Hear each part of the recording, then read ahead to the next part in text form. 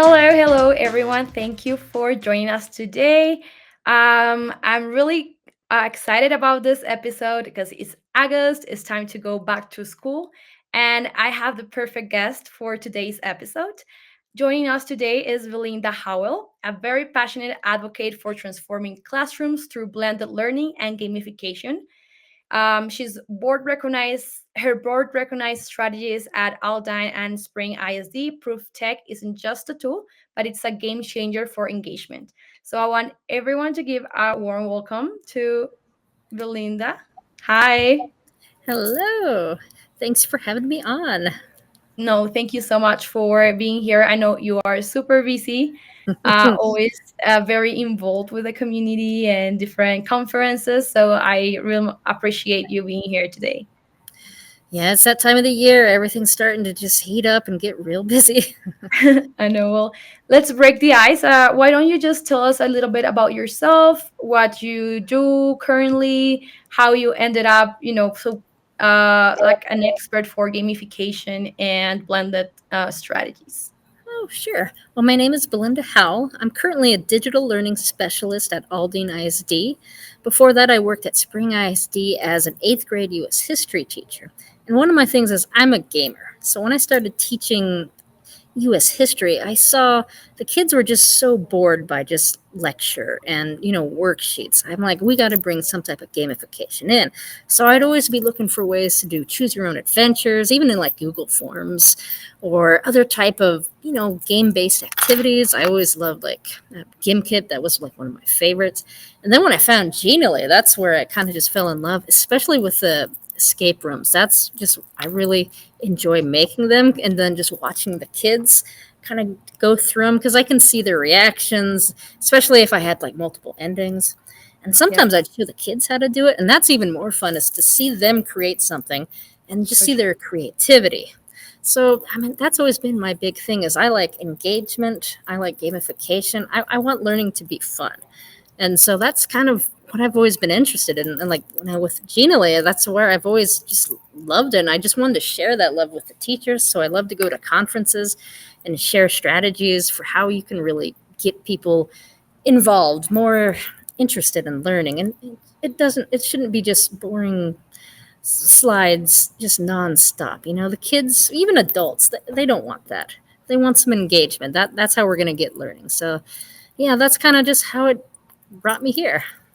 For sure. And I mean, I think for a lot of teachers and instructional designers, adding interactive elements is still kind of new. Hmm. And I want you to tell me what's, in your opinion, of course, and one outdated best practice that we still use and see a lot in courses and in lessons, even though it's not really working. It's killing engagement and maybe shouldn't be here in 2025. Well, the one thing I see all the time is just the idea that if it's important, it needs to be on the slide. And that's where we get massive text dumps. It's not really considered a best practice, though, but it's just something I see teachers just sticking to. If I was going to think of a best practice, it would be the idea of using completion rates as a metric for success. Because I see some instructional designers, they like to set it up so that the teacher's got to click this, go through all the slides, got to click every button, got to open every video, got to complete everything. And success is if you get them to do all of that. And I don't really agree with that. That's just more tedious. I mean, if they're just clicking, that's just passive learning. So I think that's what we kind of got to go away from for using that metric that just complete all these activities, just engage with it once, and that means it's successful. I think we should be prioritizing metrics like application or performance improvement or sustained engagement just to be able to show what's successful.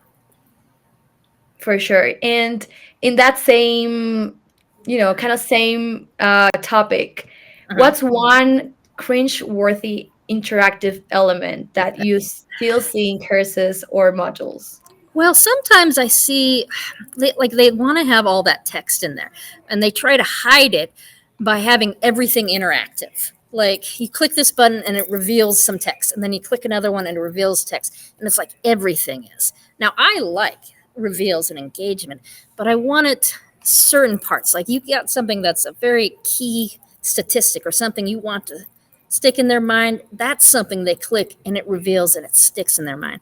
But when you get these courses where it's just like they just have to keep clicking all these buttons to pull out the text, it just feels kind of tedious, and I think it just more passive learning, you know?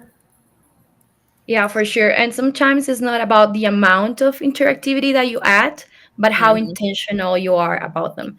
That's the big thing is it needs to be relevant. It needs to Yeah, feel relevant and not just a chore. for sure. And sometimes I think LMS limitations are our go-to excuse for boring design sometimes and for not adding interactivity. But what's one thing that you can build today that bypasses those restrictions? And I've heard that a lot from like all the people I know who use various LMSs, that it doesn't always have much interactivity. But the thing is you can build something outside of the LMS and just embed it. So, for instance, I've been trying to show some eighth grade US history teachers how we can take a Genially, we add a map, we add like with colonies or states, and we make interactivity for the kids to kind of practice with knowing which is which, or maybe lead to a game. We build that all in Genially or maybe other products, and then you can make it engaging, you can make it fun, and then you just embed it in your LMS. I've done that in Schoology. I've done it in Canvas. I mean, anything that you're doing, I mean, you go find something that's just more exciting and then just embed it in there. That way you can get around that boringness, but still keep all the metrics with the LMS. And when you mean embedding, you are usually use the iframe or do you use links? Uh, You, it kind of depends on the LMS because some of them, and it kind of depends what you're linking. Some things you can embed, like iframe, and sometimes you just put it in as a link. It kind of depends on which activity you're doing and which LMS. Because some of them, like with Schoology pages, you can embed a lot more in it. And I know Canvas was able to as well. But some of the other ones you might just have to put a link and they click on it to go outside of Schoology. And that still does the same okay. features. You talked about having heavy content on like slides and having a lot of text. And subject matter Mm-hmm. experts usually push for those content heavy lessons. How do Yes. you push back? Of course, using data to show that less content and more interaction leads to better retention. Yeah, I get this a lot because again, a lot of them think if it's important, it needs to be written down, and that just leads to this content dump. But what I like to bring up is, and I don't make sure I can pronounce this, it's the Ebbinghaus forgetting curve. So it will show that content dumps where they're just getting all this information and there's no reinforcement, no going back for engagement. They're going to forget everything. Well, about Yeah. 90% is what the theory shows, 90% within a week. So you show them stats on that. Then you go over and you show them like a nice micro learning course that was created that has some engagement built in where they're having some repetition, they're having a variety of activities where they're doing the similar information but they're doing the different ways, and they're having that repetition, and you're going to see, I mean, and I can show the retention is going to be increased by like up to 80%. And I've seen this even as a teacher because when I was in eighth grade, sometimes the curriculum was so strict that it was like we had to do a different lesson every day, and we never had time to go For back sure. and Yeah. review. And those kids, they're of course they're going to forget it right away. But when we started kind of cycling back and putting more activities where they're doing more repetition and practicing, and even if it's just a quiz or a test or anything, as long as they're engaging with that activity again, they're more likely to remember it. And especially when it's chunked, it's just going to be something that it's going to be better for them to learn. They won't have that cognitive overload, and that's kind of what I like to show them, is that it just the data really shows if you're just giving them this huge dump, they're going to forget 90% of it within a week. But if you break it down into chunked interactive material that they're Okay. kind of getting repetitively, they're going to statistically it's just going to go up remarkably. So then, in your opinion, repetition is a lot more important Hmm. than just adding all the content at once. Oh my gosh. I mean, you can see this with kids or adults because I mentioned like with kids, I saw it immediately. You just give it to them. If they hear it once, it goes in the ear, out the other ear.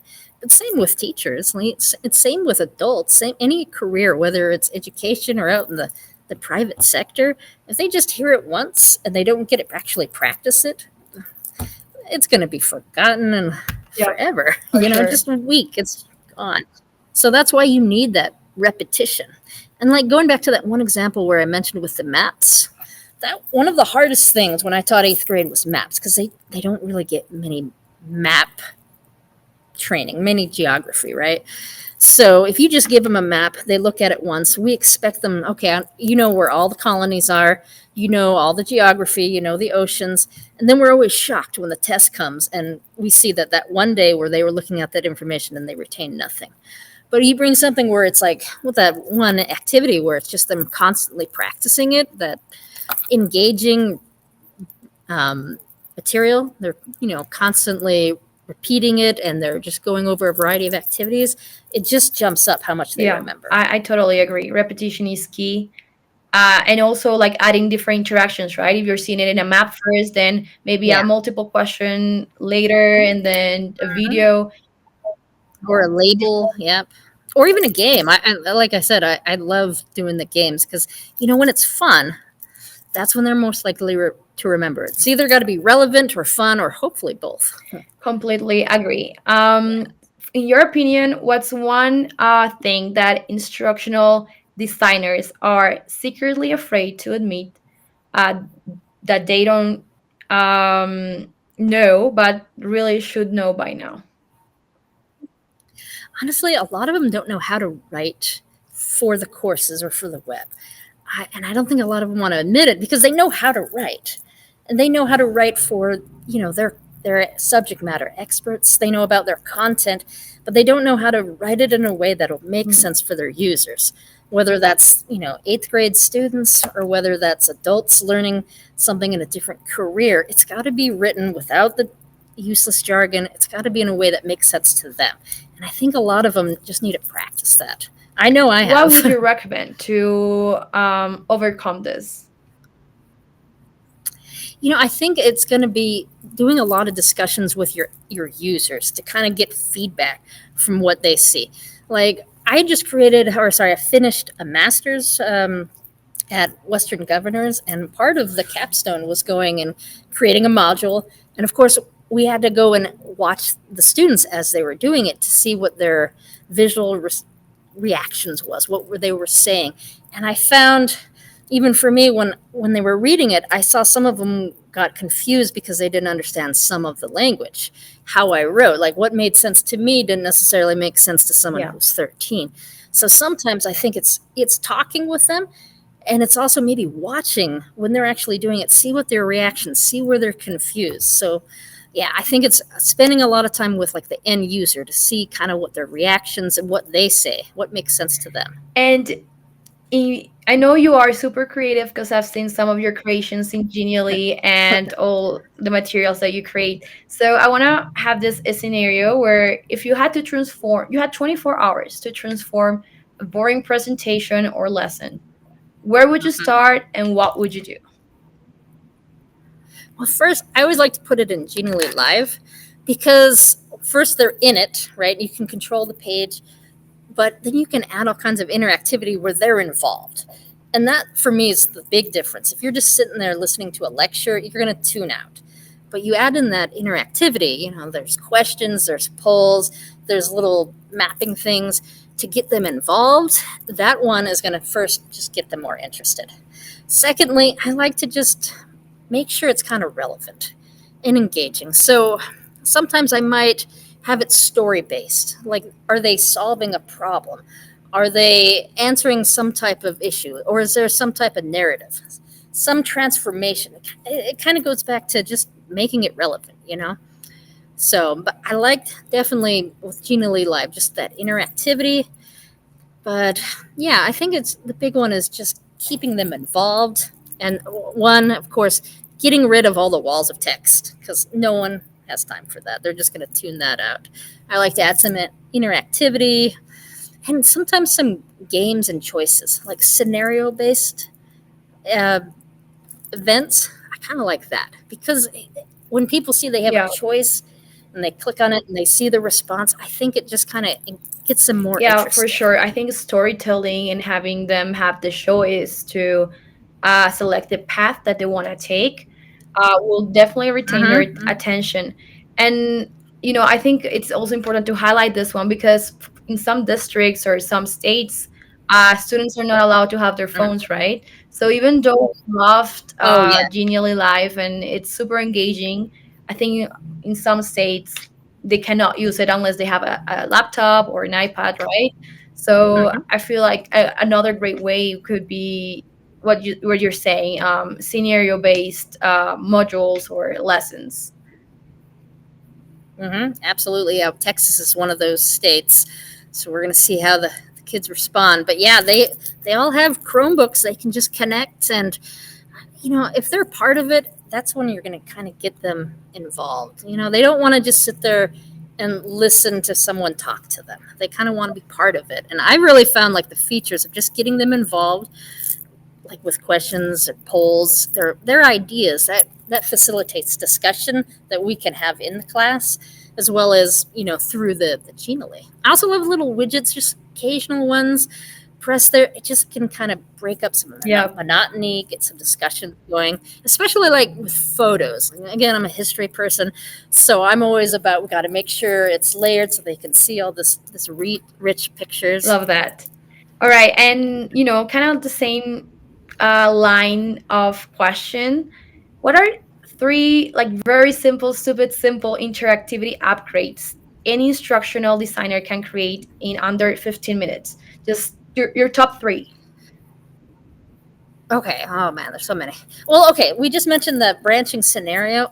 I always like that. Whether it's kids or adults, I always feel like people feel a lot more involved when there's some type of branching scenario. What would you do? And they click there, and maybe they get a little response to that. It gives that mystery. Like, I don't know if you remember this. We used to have this series called Choose Your Own Adventures. They were this book series. I fell in love with them as a kid, and I kind of like that concept when I'm making courses or content. There's not always just one answer. It's like maybe what happens if you go here? What if you go there?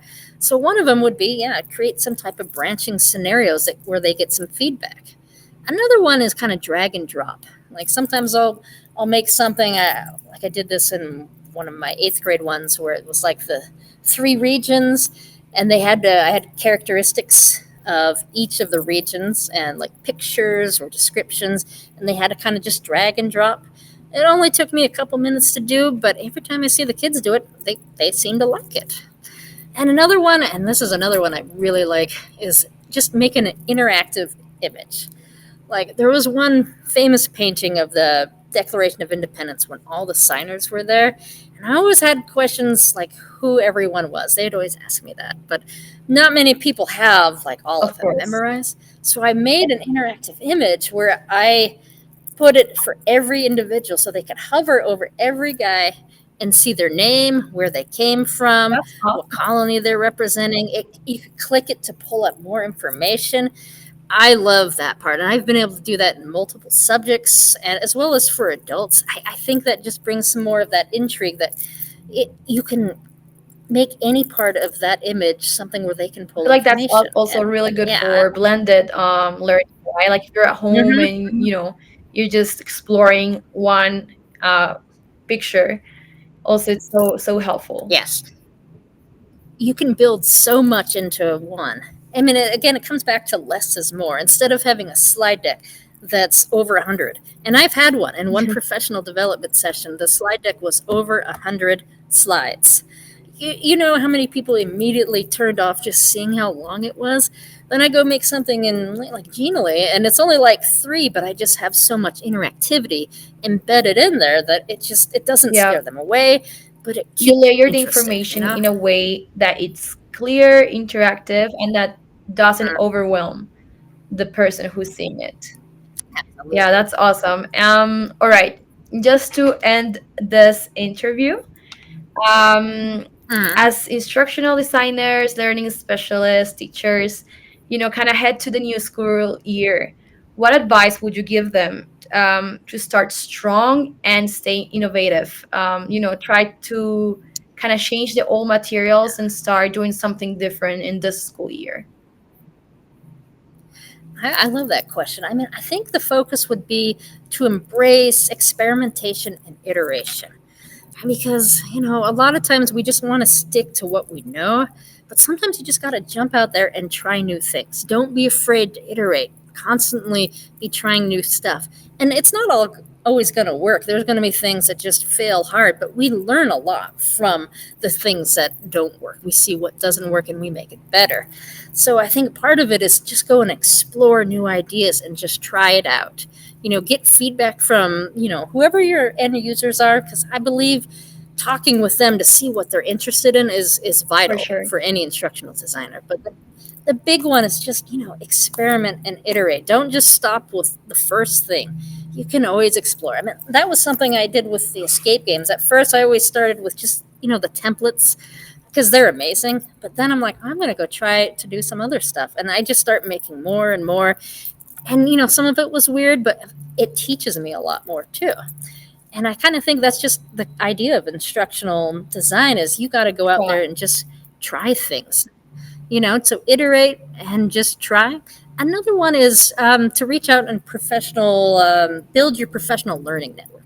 Reach out to each other like this, the part of your network, or, there's all kinds of other networks on, Twitter or X, and like Reddit and TCEA and ITSY. There's all these communities that you can join and talk with each other, see what everyone else is doing, and that can really inspire ideas. Because sometimes you might be iterating and coming up with all these ideas, but then you go see some colleague do something, and you're like, I've never thought Yeah. about doing that.